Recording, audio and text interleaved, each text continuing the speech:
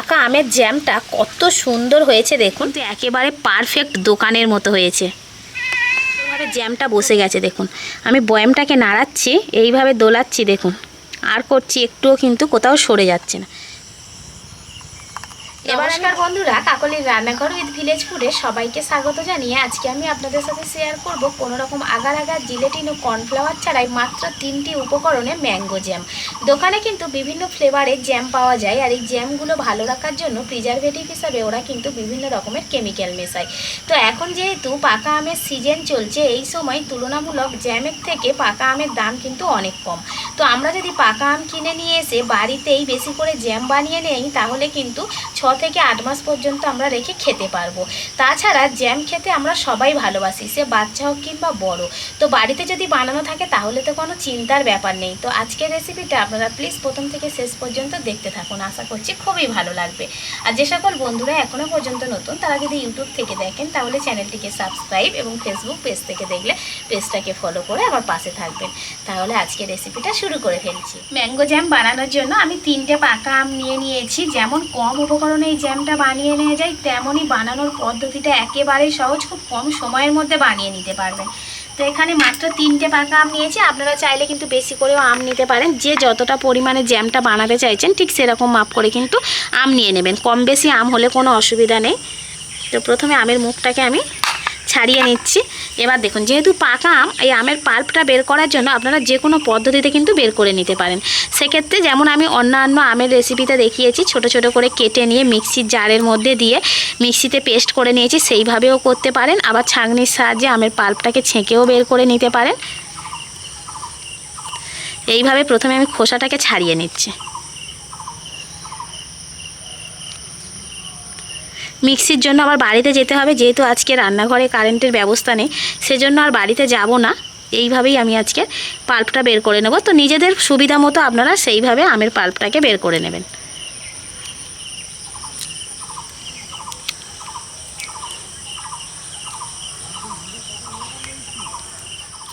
এবার আমের খোসাটা তো ছাড়িয়ে নিয়েছি, আমের পাল্পটা বের করে নেব। তো এইভাবে আমি ছাঁকনি নিয়েছি, ছাঁকনির ওপরে জাস্ট এইভাবে দিলে কিন্তু সুন্দরভাবে আমের জুসটা বেরিয়ে যাবে। তাহলে আর ডবল করে ছাঁকতে হবে না। যদি আপনারা মিক্সিতে পেস্ট করেন সেক্ষেত্রে কিন্তু একটু ছাঁকনিতে ছেঁকে নেবেন, যেন এই যে আমের লোম লোম ভাবটা যেন না যায়।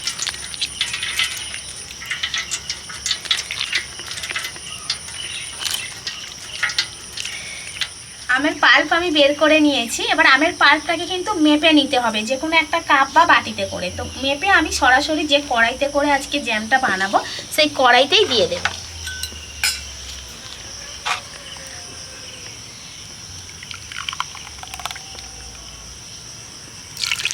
এক বাটি, আর অর্ধেকের একটু বেশি হয়েছে, মানে অর্ধেকের মতোই হবে।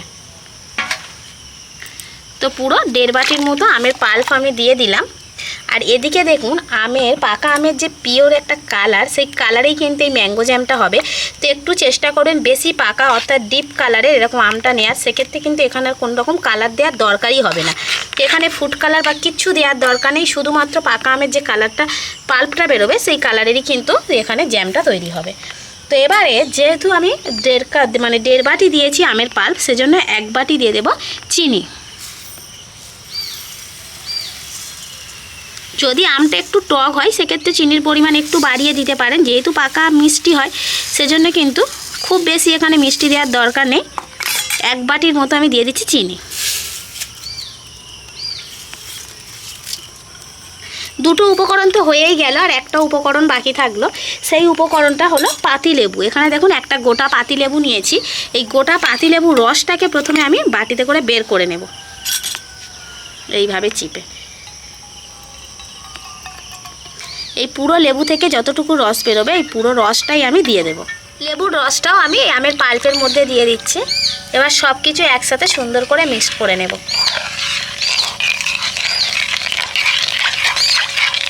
উনান জ্বালার আগে একটু ভালো করে মিশিয়ে নেবেন, তারপর উনানটা জ্বালবেন, তাতে সুবিধা হবে। এবার এদিকে আমি উনানটা জেলে নিয়েছি। কড়াইতে বেশ কিছুটা জল আমি গরম করতে দিয়ে দিয়েছি। জল কিন্তু গরম হয়ে গেছে। আর এদিকে দেখুন, যে পাত্রের মধ্যে অর্থাৎ কাঁচের বয়ামে করে আমি ম্যাঙ্গো জ্যামটা রাখবো, সেই বয়ামটা একটা বাটিতে করে নিয়ে নিয়েছি এইভাবে। এবার এই গরম জলটা আমি ওই বাটির মধ্যে ঢেলে দেবো। অর্থাৎ এই যে কাঁচের বয়ামটা এটাকে ভিজিয়ে রাখবো এই গরম জলের মধ্যে। পারলে আপনারা কড়াইতে কিন্তু এই বয়ামটা দিয়ে গরম করে নিতে পারেন। তো এটা কিছুক্ষণ ভেজানো থাকবে, তারপর আমি বয়ামটাকে মুছে নেব। তো উনানটা জেলে নিয়েছি, কড়াও বসিয়ে দিয়েছি। এবার অনবরত এইভাবে একটু নাড়তে থাকবো আর একদম হাই হিটে জাল দেব।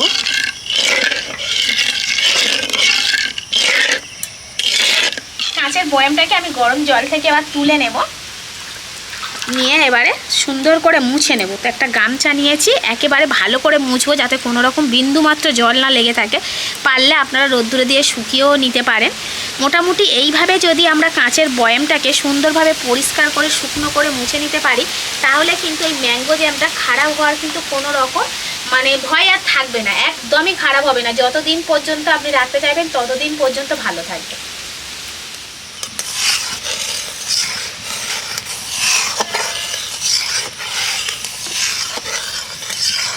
চিনিটা গলে যাওয়ার পর যে একটা জলীয় ভাব বেরোবে, অর্থাৎ এই যে পাল্পটা কিন্তু অনেকটাই পাতলা হয়ে যাবে। তো সেটাকে জাল দিয়ে দিয়ে কিন্তু ঘন করতে হবে। তো কতটা ঘন করবেন তো ঠিকঠাক আমি পরে দেখিয়ে দেব। জাল দিয়ে দিয়ে কিন্তু আমি অনেকটা ঘন করে নিয়েছি। এই দেখুন, যখন খুন্তিটা এটার মধ্যে ডোবাচ্ছি একটা কিন্তু মোটা লেয়ার পড়ে যাচ্ছে খুন্তির ওপরে, এই দেখুন। তো ঠিক এই রকম ঘনত্বের করে নিতে হবে মিশ্রণটা। এবার আমি কড়াটাকে নামিয়ে নেব। কড়াটা উনান থেকে নামানোর পর একেবারে কিন্তু গরম গরম অবস্থাতেই পাত্রের মধ্যে ঢেলে দিতে হবে, কারণ যত ঠান্ডা হবে তত বসতে শুরু করবে। তো এখানে আমি কাঁচের বয়াম নিয়ে নিয়েছি একটা। তো কাঁচের বয়ামের মধ্যে প্রথম ভরে নেব, তারপর যদি বেশি হয় তো বাটিতে দেব। তো যে পাত্রের মধ্যে রেখে দেবেন সেই পাত্রটা কিন্তু আগে থেকে ভালো করে মুছে রেডি করে নেবেন।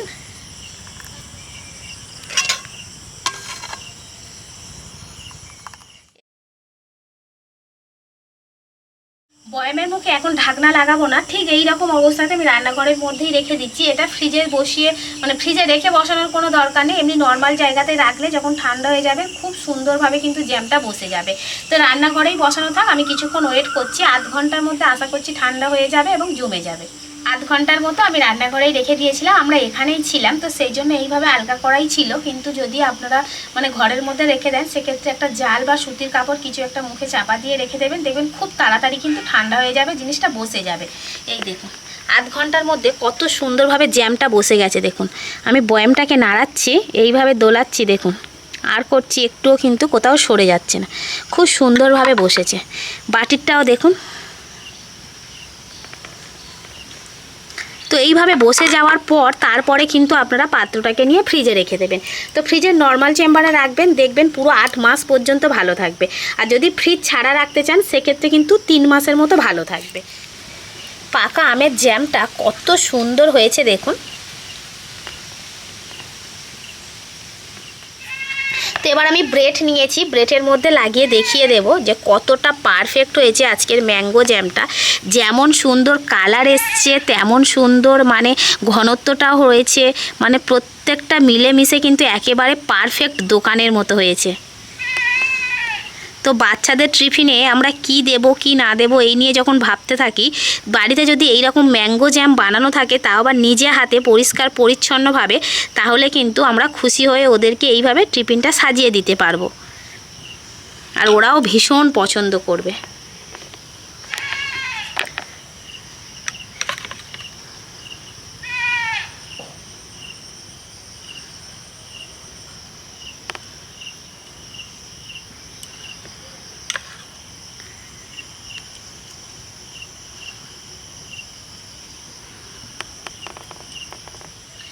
আপনারা তো দেখতে পেলেনই কত কম উপকরণের ঝটপট আজকে আমি ম্যাঙ্গো জ্যামটা বানিয়ে নিলাম। তো পাকা আমের সিজন থাকতে থাকতে অবশ্যই করে আপনারা এই রকম পদ্ধতিতে বাড়িতে ম্যাঙ্গো জ্যাম বানিয়ে নিন এবং সারা বছর ধরে রেখে খেতে থাকুন। তো আজকের আমার এই ম্যাঙ্গো জ্যামের রেসিপিটা আপনাদের কেমন লাগলো সেটা অবশ্যই কমেন্ট করে জানাবেন। আর ভালো লাগলে লাইক, কমেন্ট, শেয়ার, সাবস্ক্রাইব এবং ফলো করে আমার পাশে থাকবেন। আর আমার নিত্য নতুন রেসিপিগুলো এইভাবেই দেখতে থাকবেন। তাহলে আজকের মতো এখানেই শেষ করছি। সবাই ভালো থাকবেন, সুস্থ থাকবেন, দেখা হবে পরের রেসিপিতে।